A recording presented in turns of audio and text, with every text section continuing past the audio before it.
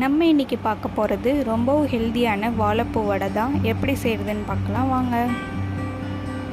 அதுக்கு முன்னாடி நம்ம சேனலை சப்ஸ்கிரைப் பண்ணாதவங்க சப்ஸ்கிரைப் பண்ணிக்கோங்க. அப்போ தான் அடுத்தடுத்த வீடியோக்கு எனக்கு ஹெல்ப்ஃபுல்லாக இருக்கும்.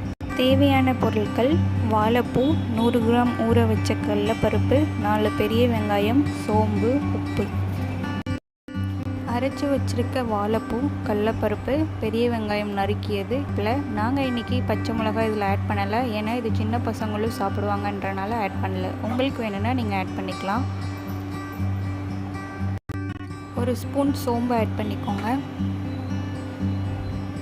தேவையான அளவு உப்பு ஆட் பண்ணிக்கோங்க. இதெல்லாம் ஆட் பண்ணதும் கடலைப்பருப்பு, அதுக்கப்புறம் வாழைப்பூ, வெங்காயம், கருவேப்பிலை இதெல்லாம் நல்லா மிக்ஸ் ஆகிற மாதிரி நல்லா பிணைஞ்சு விட்டுக்கோங்க.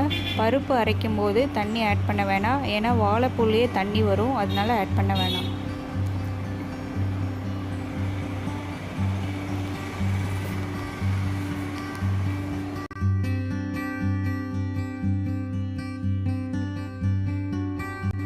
நல்லா பிணைஞ்சதும் ஒரு கடாயில் ஆயில் ஆட் பண்ணிக்கோங்க, தேவையான அளவு.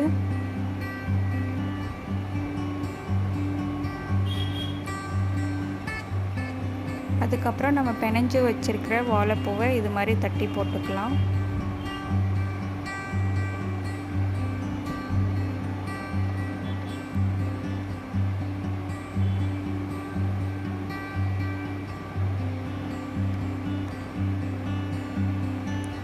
வடை நல்லா செந்நிறமாக வரணும், அது வரைக்கும் சிம்லேயே வச்சு கொஞ்சம் நல்லா வேக விடுங்க. அப்போ தான் உள்ளே நல்லா வேகும்.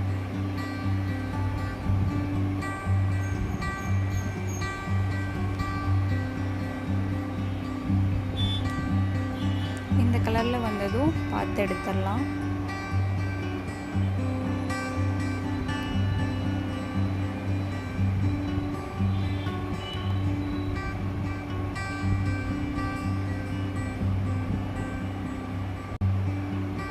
அதே மாதிரி செகண்ட் ரவுண்டு போட்டுக்கலாம்.